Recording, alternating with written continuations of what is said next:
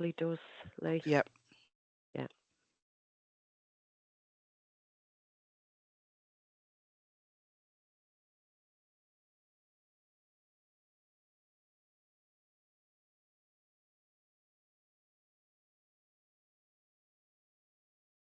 Good afternoon, everybody. Thank you for taking time out of your busy lunch times and busy days to dial into this session.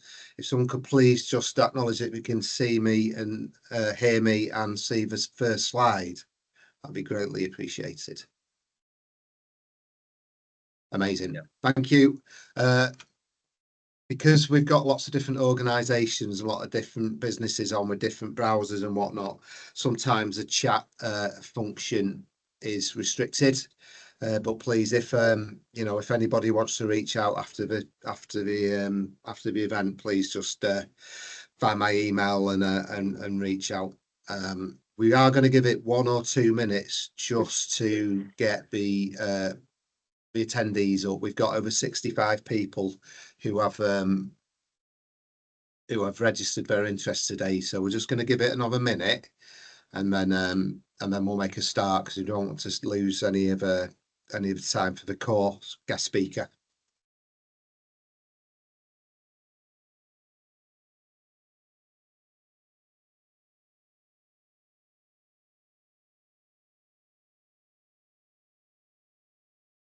Tim, could you kindly just see if the slide will move forward okay, please? We're doing this little, yeah, thank you. Yeah.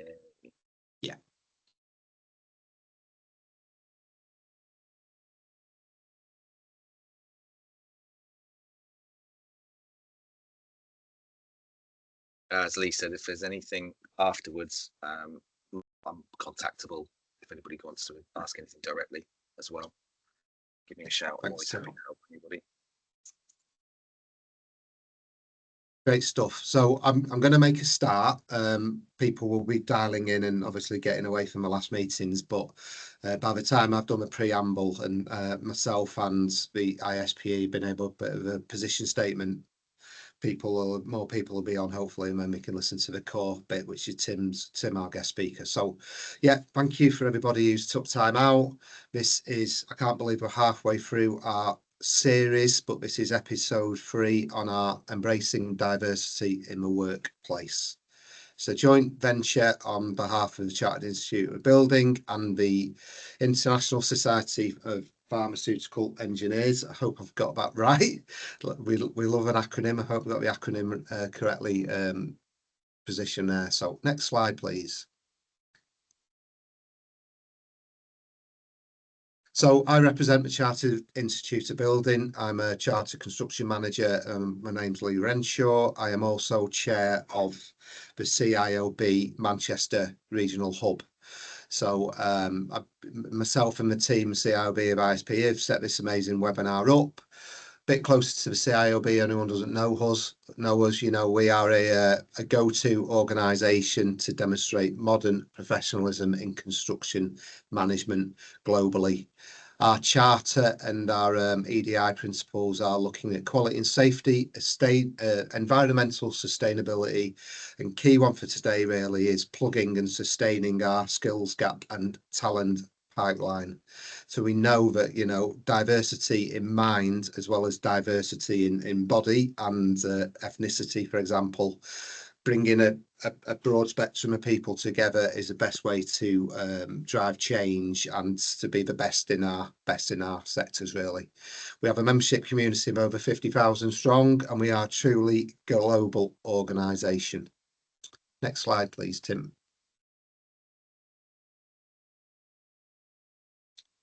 If we've got anyone from the ISPEs who's able to provide insight, I'll just give it a second. Yeah. Hi, Lee. Can you hear me okay? This is Zam here. Yep.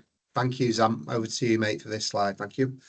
No problem. You got the acronym almost right. So it's the International Society for Pharmaceutical Engineering. So not the engineers, but yeah, the engineering. 75%. Yeah, thanks, mate. Almost there. But yeah, as I was saying, that is the acronym, and I am the chair for the ISP in the UK. And Chris Lehman, who's from AstraZeneca, and Lee Renshaw are known to each other, and this is how this was born. So very happy to be collaborating on this, which is a very important topic. Thank you, Lee, and to Chris as well. Just a quick brief background on ISPE. It is the definitive source of industry best practice when it comes to anything to do with pharma engineering or manufacturing all around the world. And as you can see, it was more than 40 years ago that the ISP was founded, and more than 21,000 members in over 129 countries. And essentially, it just brings the pharma professionals, the vendors, the supply chain, the regulators, and academia all in under one roof to engage in discussion and share best practice to drive the industry forward. We've got emerging leaders and women in pharma initiatives like that to keep pushing and bringing the industry to various demographics. And the latest one is now embracing diversity, as Lee was talking about, in various ethnic groups, various age groups, various geographies. So really happy to be involved in this. And yeah, I'll let Tim, or sorry, Lee take over. I'm not sure what the next slide is, but thank you very much, guys.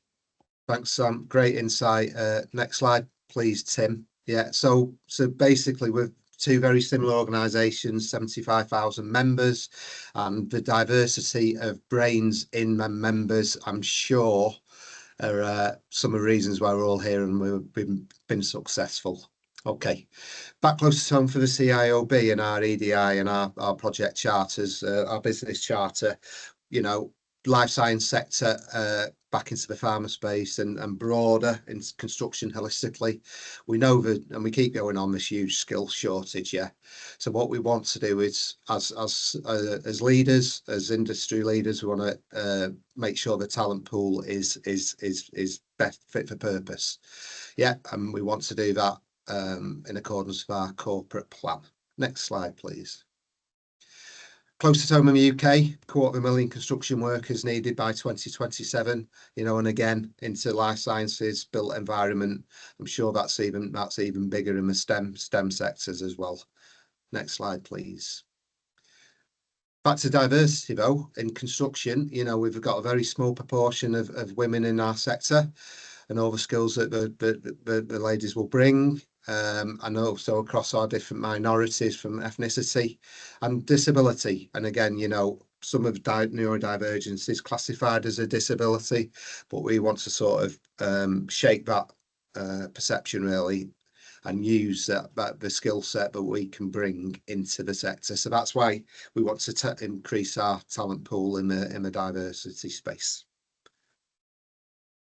1 in 4 construction workers consider themselves neurodivergent. Now, this is an amazing report by the National Federation of Builders, and if you've not seen it, please hunt it down.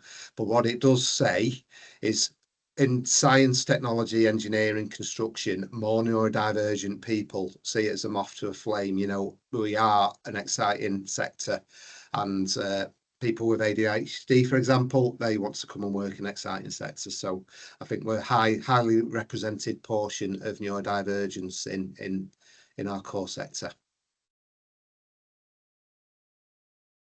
The NFB report also determined that being neurodivergent actually made more people want to work in construction rather than less. So we're not, our industry is not a turn off for people who have neurodivergence.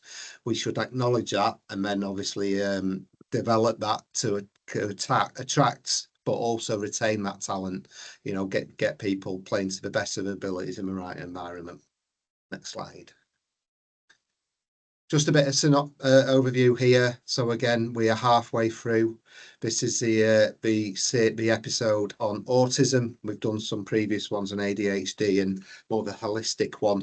And we've got some exciting sessions on dyslexia and the built environment. And then a bit of a segue, attracting diverse talent, but from the ex-forces. You know, we're going to wrap the series up with that in December. Next slide. So please join up for them if you haven't already done so. Right, Tim, I don't know if you want to introduce yourself. Yeah, that's me in my typical Facebook pose in the corner. It's a good angle. I'm a fellow of SIPS, which surprises people because I look like I'd steal your car. But I've been in procurement and construction roles and things for over 25 years, despite the fact I look 26. I love procurement. It really is my autism focus. I've won awards for it, and I like to think I know what I'm doing. I tutor it and stuff as well. Not so much involved in the construction sector anymore. I do miss it a bit, but we all take different paths at different times. So I'll speak very bluntly, and there's the disclaimer. I'm warning you in advance. So anything I say is all on the CIOB and not me. That's the disclaimer. Thanks, Tim. That's Thank you. okay. This is Right. sorry, do you want me to crack on? Yeah, I was going to say Yeah. thanks for the intro. It's No all worries. over to you, mate. Yeah, thank you. From the horse's mouth, and a lovely logo. What a great name that is, Lee, for this series as well. So let's talk about, we're going to have a general overview of autism to start with, and we'll have a personal journey. And generally when I do this in a way that isn't your typical kind of autism workshop. And I do it in a way where it ends up that people will reach out to me. So please make sure that you do reach out to me if you need to for anything, whether it's for yourself or for your family. If you've got any questions, I'm here to help. So let's have a look at autism in the workplace. So, there's the warning. Oh my God, a person with autism is going to speak about autism. It's literally, as this presentation is called, is from the horse's mouth. Well, if that horse drank too much and has autism, well, that's me. Sorry, HR people who might be in the room. It's not been sanitized by anybody, and it's me, my own experiences of autism. There's my email. Please write it down in the bottom corner. It's my personal one, so please don't bombard me too much. But if you've got any questions, do reach out. So why do we need to know about this now? I'm talking about autism, but we've already done one session on neurodiversity, but it kind of works for the other conditions, for want of a better word as well. It's an umbrella of which other things can sit under. So the insights and the ideas that we get from what we talk about today are transferable across other, again, I can't got a better word, the conditions that people might have, so we can improve the workplace for people. So what celebrities do we know of with autism? Well, I'm presenting, so I can't get you to shout out the ones you think you know of, but it might surprise some people that Sir Anthony Hopkins is autistic. One of my childhood heroes, Dan Aykroyd from Ghostbusters. Elon Musk, no surprise to anybody, I'm sure. Eminem and Daryl Hannah. And most people used to have a slide in here which had Alan from The Hangover and Sheldon from The Big Bang Theory, but it's diverse, isn't it? It's not what we were expecting. We're thinking Dustin Hoffman and Rain Man, perhaps. But autism is a lifelong development disability. As Lee said, it's a disability which affects how we communicate and interact with the world. 1 in 100 people are on the spectrum. I don't really like that word, but there's 700,000 adults and children in the UK with it. I'm autistic, my little boy is autistic, and we have an original view of the world, unique ways of communicating. I can say from my lifetime experiences that we seem to gravitate towards each other, people with autism. It's like we're running a different signal that nobody else can hear, and we find each other. Distinctive behaviors and interactions. For anybody who was scoping me out in the pre-chat, I was doing this with my hands a lot. It's my stim. So I fidget constantly. Diverse individuals, as the celebrity example showed as well. So it's a development disability caused by differences in the brain, and there's no fix for it as such. Now, we often hear people say, "Whereabouts on the spectrum are you?" and all that kind of thing. Well, it's wrong. It's not a line. It's more of a colourful blob with all these different aspects that are higher or lower depending on what your own unique version of autism is for different things. So the way you process information, the way you can be verbal or non-verbal. I'm sure a lot of people have heard about people or children who've got autism who are non-verbal. They could be incredibly intelligent. So any of you that have seen the Chris Packham autism documentary with Ken Bruce's son, he was non-verbal, but absolutely intelligent and could create these movies and things, and was fantastic. So it's not a line. You're not one end or the other as such.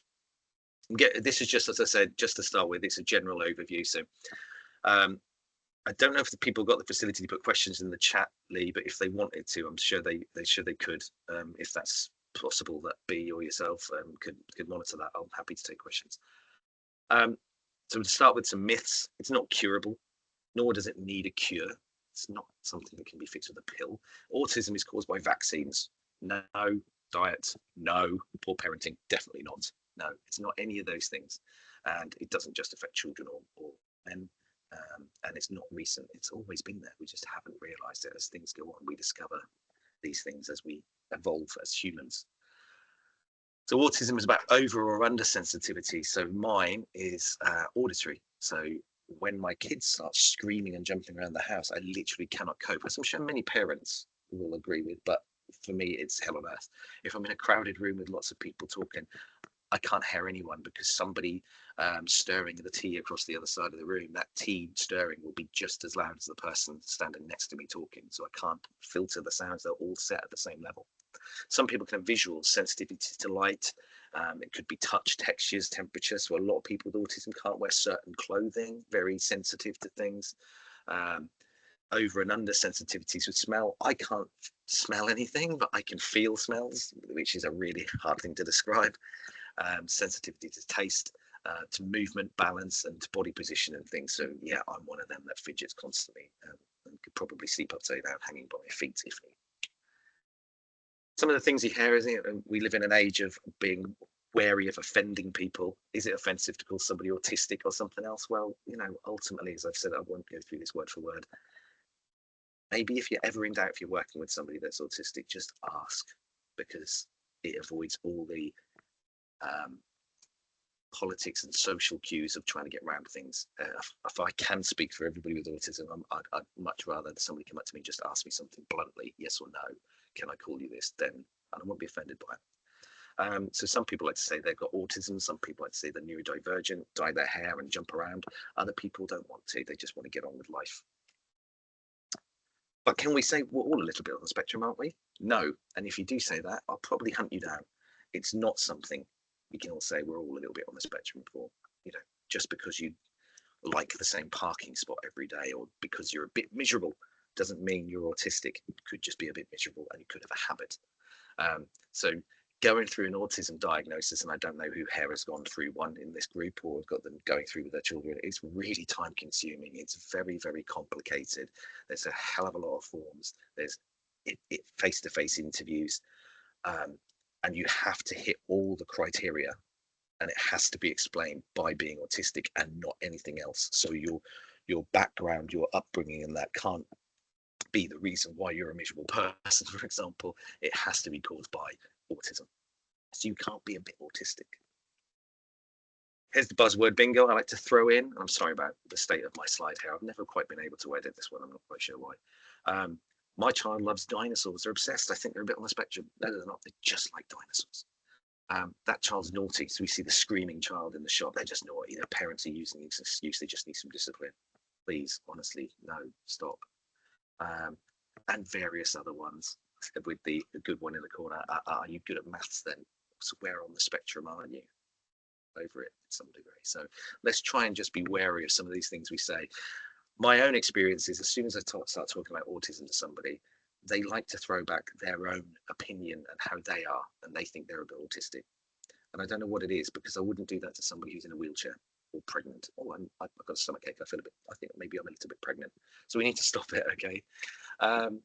So the diagnosis itself, you can pay for an online test if you want. There's websites like Autism Anglia, which is a very good one to look at. They do an online test that you pay for, which is the first marker or checkpoint, if you will, for knowing if you perhaps got autism.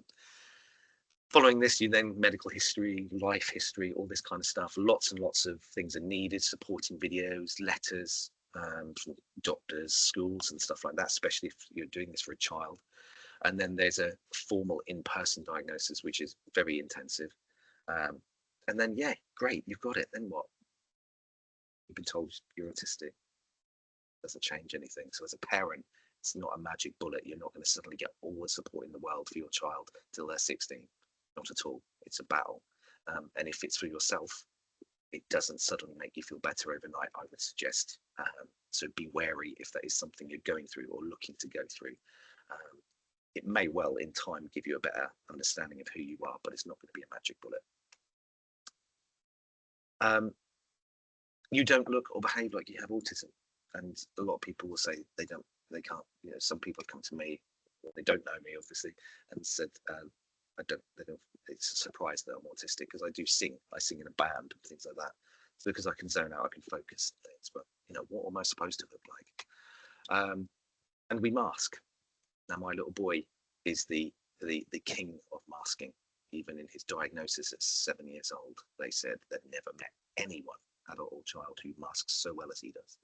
And masking is hiding true selves. Now, we all do this to a degree, and I always feel like autism is always a bit defensive. As soon as we say anything, everybody goes, "Oh well, but we do that as well. We all have that. Yeah, we do have that, but you don't understand. It's the other things that you don't understand that tie into it. So it's hiding feelings and moods. It's imitating others to fit in, trying to go non-verbal, bottling up anxiety, stopping myself from stimming. So as I said at the start, sometimes I do this with my fingers as I'm walking. I'll rub my fingers. I went shopping in the city last week, and there was a lot of people, and I noticed that I'd started doing that. And normally I would stop myself, and all the years I'd stop myself from doing anything like that. Now I'm embracing it. I don't care anymore if people think I'm weird walking around with my hands doing this. It makes me feel better, so I'm doing it. Trying to act normal, basically, it's hard and it's draining. So the more an autistic person has to mask to fit in to your office environment, your workplace, the way they dress, everything else, the more they fit in, the more draining it is to them. They may not show it at work, but when they get home, it's when their mental health will suffer. And it's not good at all. And it's acting. So imagine you have to act all day, every single day, to every single person you see, and think about how you're communicating with them. The voice that you're doing, the words that you say, body language, because you probably just don't want to move, or you want to stand there doing this. It's exhausting and unhealthy. Now imagine how hard it is for somebody else to go for a job interview and you're judged on how you sit, eye contact, and the firmness of your handshake. All ridiculous things that mean nothing about how good you are at a job. Some of these slides can be upsetting to some people, especially for parents who might be going through this autism process with their children. So just to warn you up front, autistic adults with no learning disabilities, which would be me, are 9 times more likely to die from suicide than other adults. More than 6 in 10 have considered suicide. More than 3 in 10 have actually attempted suicide, and almost 8 in 10 autistic adults have a mental health condition. And a lot of this is because of the masking and trying to fit in. The average lifespan of somebody with severe autism is only 39 years old. And for those with high functioning autism, or Asperger's syndrome, as it's called in America still, it's still autism. In the UK, they've got rid of Asperger's. It sits under autism now. It's just 58. So, I ain't got long left according to that. It's all great to tick boxes and be quirky and fluffy about it, but the reality is hard hitting, and anyone who's a parent needs to think beyond school. That's my advice. And the bigger reality, prepare your child with life skills. Being successful academically, if you're autistic, is not. You'll find your path, because you'll find the thing that you love, and you'll focus on it, and that will be your career. And that's what you should do as a parent to your children. Their ability to spell certain words or have neat handwriting doesn't mean job.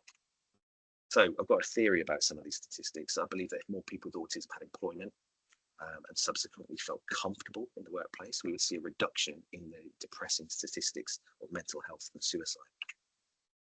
Because there's loads of positives with people with autism: attention to detail, deep focus, observational skills, creativity, thinking outside the box, visual skills, just being able to get things done fast. I can read a whole page at a time. People don't believe me, but I can see a whole page and I've read it. On to the next one. I don't go line by line. There's lots of different things that people can bring to a role with their skills. But there are some stats around autism that aren't great. So over 80% of non-disabled adults are in work. Around half of disabled adults do work, but only 22% of autistic adults are actually employed. Now that doesn't seem right. Why is this? When so many people have skills that they can bring to a business. And remember, it's because it's a social and communication disability. So if you're judging people when you employ them on how they look, dress, act, handshake, how they come across in an interview, then we need to rethink things. And I think we put up barriers to stop people. So any of you that get involved in advertising job roles, think about this. How are you defining your roles? Do you forget, as many companies do, how to actually talk using human words? Or do you try to make a role sound really, really complicated?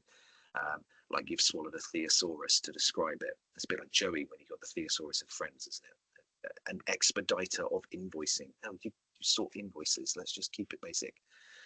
The interview anxiety, the travel and times, the workplace culture. We're putting up all these barriers. Why are we not telling people where these things can be improved? Why are we not upfront telling people where the interview is exactly?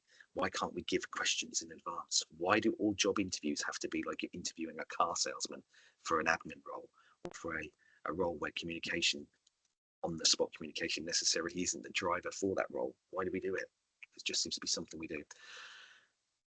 But we can give opportunities in different ways. There is a great website, Ambitious About Autism, that your companies can contact and sign up with and work with, where they these companies give internships and temporary roles and all sorts for people with autism. And there's some really highly skilled roles on there. Companies like Marsh are on there, for example, an insurance company and things. You're getting really good people to work with you and giving them a chance that can change their life by working with a company like Ambitious About Autism. As a society, we need to reach out earlier to help how we work with people. So how many of us have work experience children coming into the businesses? What do?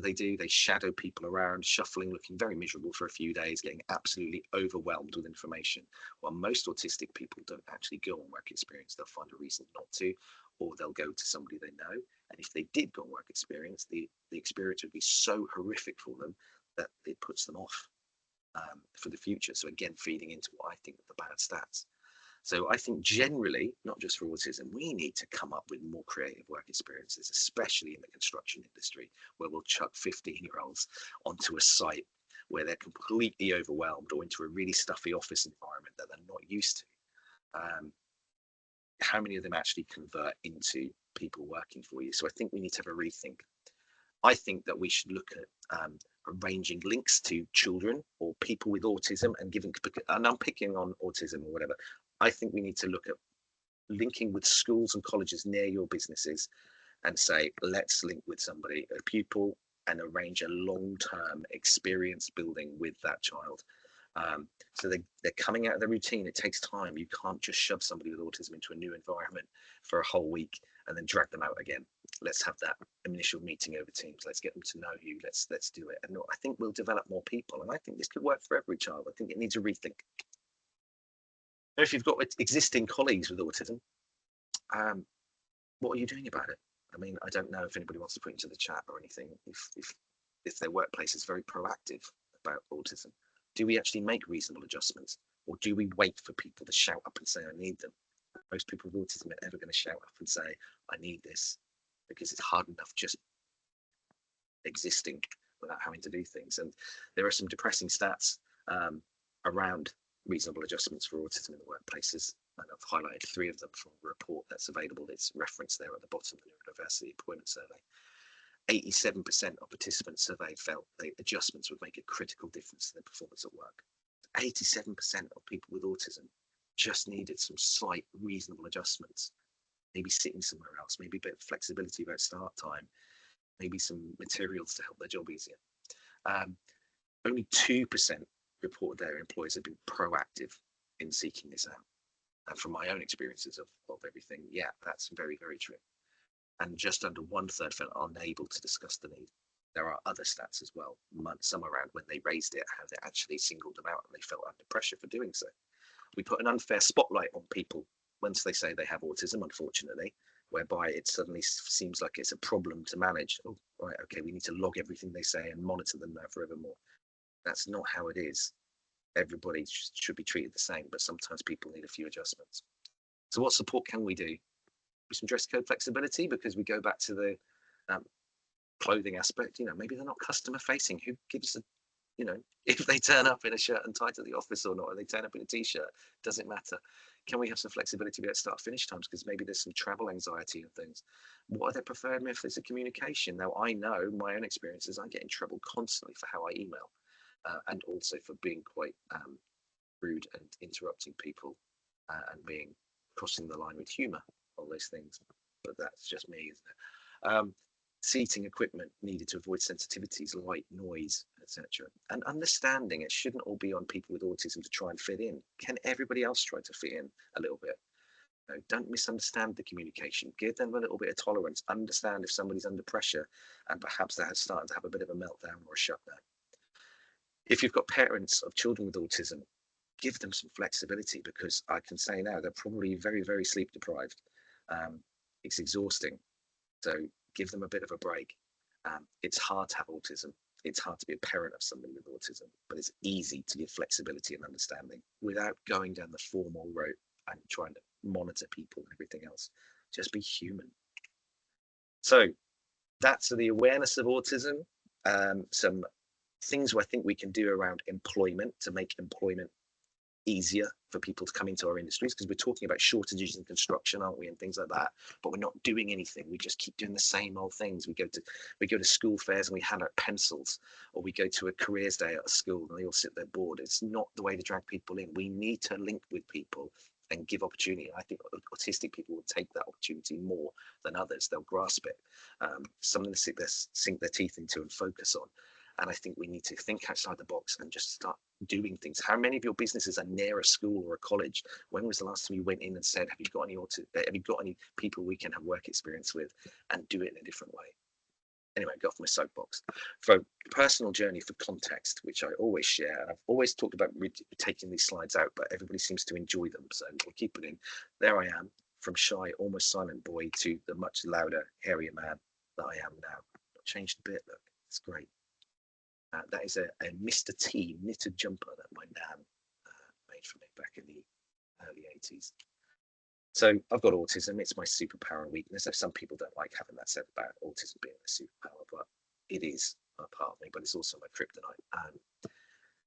When I mask, I stop being me, and then I start to suffer the most. So I'm learning to just be me. So in April, I left a role, and since then I've been adjusting to self-employment, where I am now fully myself, and it's taken a long time to get out 26 years of routine, getting up at certain times, doing things in a certain way, behaving a certain way, dressing a certain way. I don't do any of that anymore. It's taken time to adjust it, to come to actually just find myself, and it's brilliant, and I love it.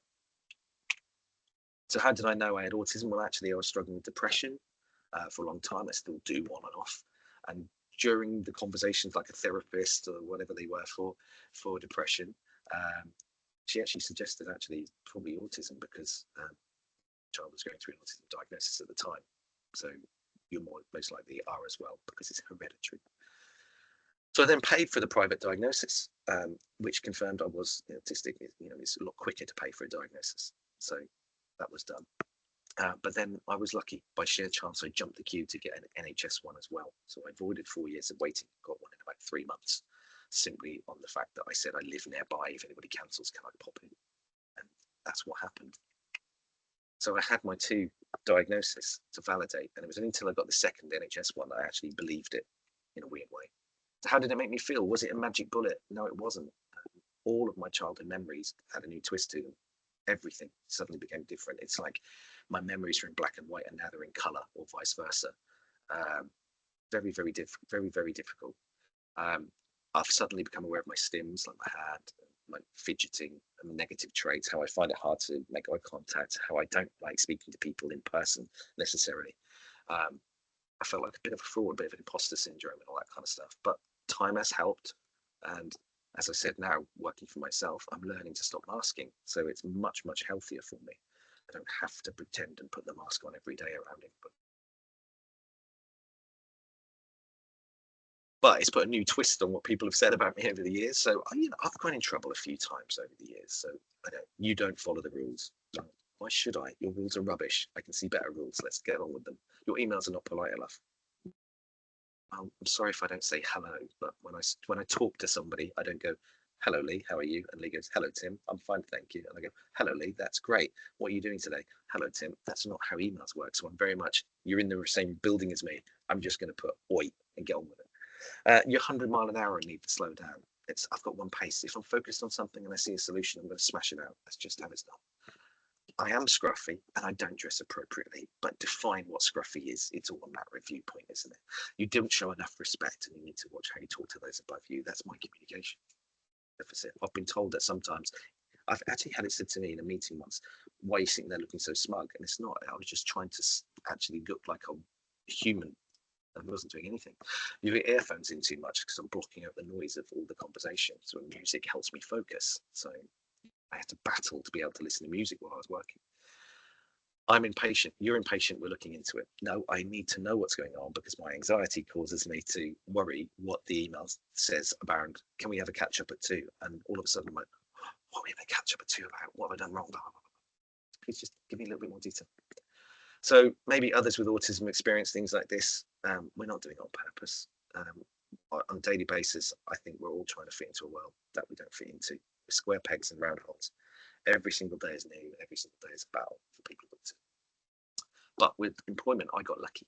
So at 20, I was placed into employment through the New Deal scheme, which Tony Blair came up with. So we got a position whereby the training was paid for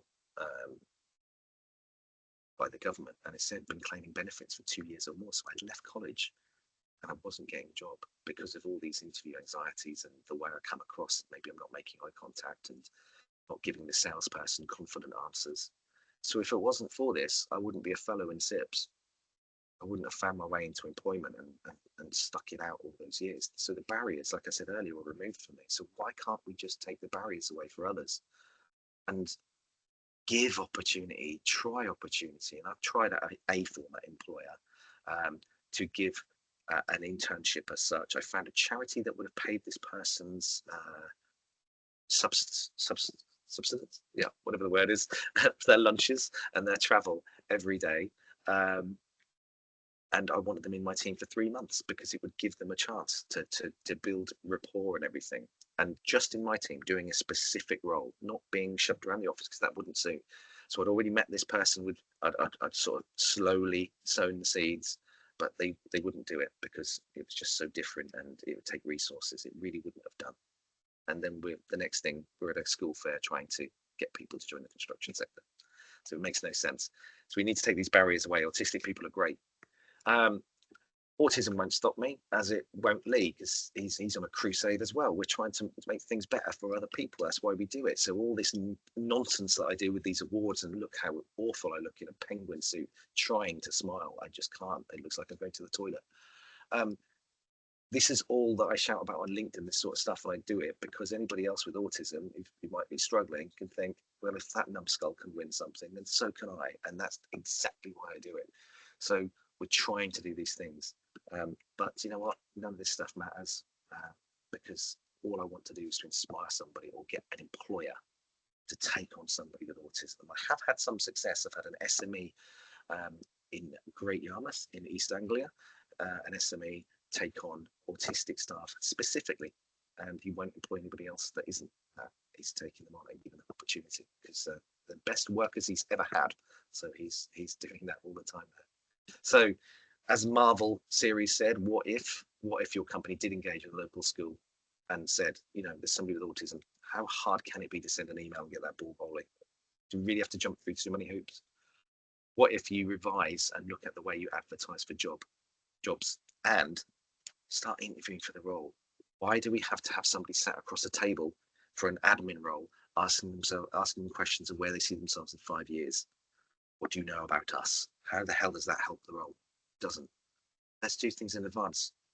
Okay, what questions are suitable for that role? Let's give them the questions up front, see how much they're prepared for it and what their answer is. That will tell me a lot more about that person than putting them on the spot. Now, if it's a sales role, quite obviously it's the opposite, and I'll put you on the spot. But if it isn't, why do we do things this way? It's because we've just learned from the people that done it before us, who've done it before them. Let's change that. What if we make the accommodations for people with conditions in our workplace? Does it matter if they wear headphones or trainers or need a specific seat, dress differently, need a quiet breakout room? And that's a really good thing to do if you've got a building that's big enough. Have a pod where people can go and have some peace and quiet, some quiet time. And what if you actually end up benefiting? Because people with autism don't tend to job hop.